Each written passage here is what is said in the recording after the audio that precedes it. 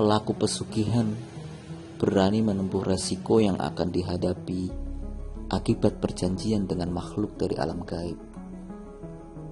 Rasa takut para pelaku pesugihan ini sudah pupus demi terwujudnya keinginan untuk menjadi orang yang kaya raya dalam waktu singkat. Hal itu pula lah yang dialami oleh nenek dari Wulan. Wulan menceritakan kembali. Sebut saja neneknya dengan nama Mbah Daliem, yang menurut penuturan Wulan adalah seorang wanita tua tangguh dan mandiri. Mbah Daliem sejak muda hingga tuanya berprofesi sebagai dukun pijat bayi, yang bukan saja bisa memijat bayi, tapi juga ibu yang baru melahirkan, atau juga hanya untuk sekedar memijit biasa. Mbah Daliem memiliki kepekaan yang kalau menurut orang Jawa disebut memiliki ilmu titen. Kemampuan ini didapatnya sejak muda karena ia juga rajin melakukan puasa mutih. Singkat cerita, Mbah Daliem mendapatkan panggilan memijat di desa tetangga. Yang memesan adalah keluarga orang terpandang, sebut saja Pak Bandi. Mbah Daliem diminta untuk memijat istri Pak Bandi dan ibunya.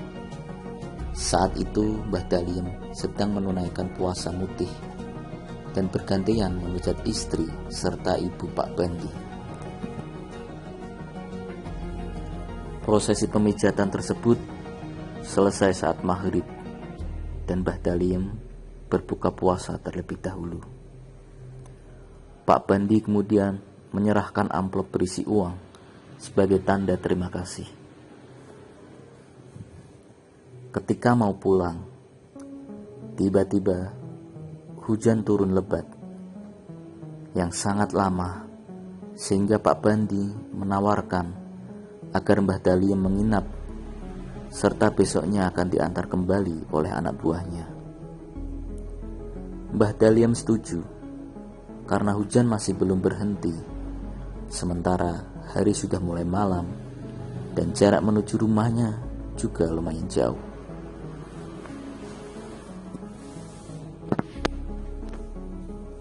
Ketika sedang bersantai, Mbah Daliem melihat di dekat dapur ada nasi putih berisi lauk ikan, kepala ayam, dan bokong ayam dengan dibungkus daun jati. Mbah Daliem pun tertarik dan menanyakan ke pembantu Pak Bandi yang tidak mengetahui secara persis untuk apa sesajian itu. Ia hanya mengikuti perintah Pak Bandi saja, begitu katanya.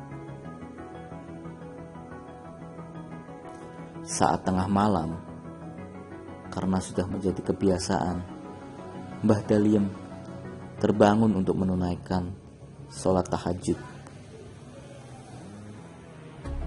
Kemudian ia berjalan sendiri ke kamar mandi karena tak enak membangunkan orang. Mbah Daliem secara perlahan membuka pintu dan ia terkejut ketika melewati dapur. Di sana ada seekor kucing hitam yang sedang memakan sajian tadi. Mbah Daliem ketakutan ketika memperhatikan kucing itu karena ternyata kepalanya berbentuk kepala manusia, dan itu merupakan kepalanya Pak Bandi. Karena rasa takutnya itu, Mbah Daliem kembali ke kamar dan memutuskan untuk tidak jadi melaksanakan sholat tahajud. Keesokan harinya, Mbah Daliem pamitan, dan ketika sampai rumah mendengar kabar bahwa salah seorang karyawan Pak Bandi meninggal dunia Mbah Daliem yang memang peka tidak terlalu terkejut, apalagi setelah itu di hari yang sama, Jumat Kliwon, seorang karyawan Pak Bandi meninggal lagi. Karyawan itu meninggal dalam kecelakaan, dan di setiap pemakaman warga pasti melihat ada seekor kucing hitam yang hadir di sana.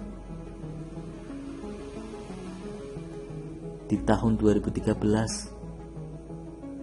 Pak Bandi dikabarkan meninggal dunia secara mendadak di waktu malam, sehingga baru keesokan harinya akan dimakamkan. Di sanalah terjadi keanehan demi keanehan.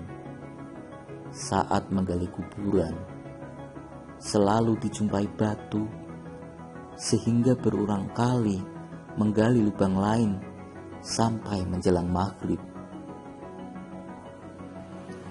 Keanehan berikutnya ketika akhirnya ada satu lubang kuburan yang bisa digunakan. Tubuh Pak Bandi seakan bertambah panjang sehingga tak muat untuk dikuburkan. Waktu yang sudah larut membuat warga yang tersisa dan pihak keluarga memutuskan tubuh Pak Bandi terpaksa dikuburkan dengan cara ditekuk. Sampai sepintas bentuknya seperti kucing tidur.